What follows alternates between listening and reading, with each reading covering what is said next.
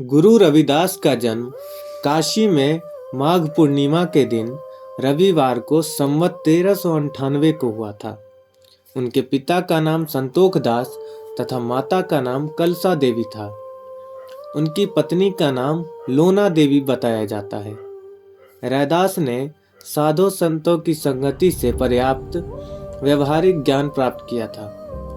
वे जूते बनाने का काम किया करते थे और ये उनका व्यवसाय था और अपना काम पूरी लगन तथा परिश्रम से करते थे और समय से काम को पूरा करने पर बहुत ध्यान देते थे। संत रामानंद के शिष्य बनकर उन्होंने आध्यात्मिक ज्ञान अर्जित किया। संत रविदास जी ने स्वामी रामानंद जी को कबीर साहब जी के कहने पर गुरु बनाया था, जबकि उनके वास्तविक आध्यात्मिक गुरु कबीर साहब जी ही थे। उनकी समयानुपालन की प्रवृत्ति तथा मधुर व्यवहार के कारण उनके संपर्क में आने वाले लोग भी बहुत प्रसन्न रहते थे। प्रारंभ से ही रविदास जी बहुत परोपकारी तथा दयालु थे और दूसरों की सहायता करना उनका स्वभाव बन गया था। साधु संतों की सहायता करने में उनको विशेष आनंद मिलता था। वे उन्हें प्रायः मूल्य लिए बिना जूते भेंट कर दिया करते थे। उनके स्वभाव के कारण उनके माता पिता उनसे अप्रसन्न रहते थे। कुछ समय बाद उन्होंने रविदास तथा उनकी पत्नी को घर से भगा दिया।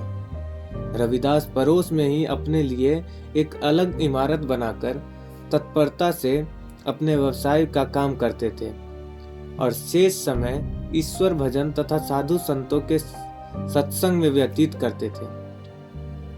एक बार एक पर्व के अवसर पर पड़ोस के लोग गंगा स्नान के लिए जा रहे थे। रैदास के शिष्यों में से एक ने उनसे भी चलने का आग्रह किया तो वे बोले, गंगा स्नान के लिए मैं अवश्य चलता, किंतु गंगा स्नान के लिए जाने पर मन यहाँ लगा रहेगा तो पुण्य कैसे प्राप्त होगा। मन जो काम करने के लिए अंतःकरण से तैयार हो वही काम करना उचित है।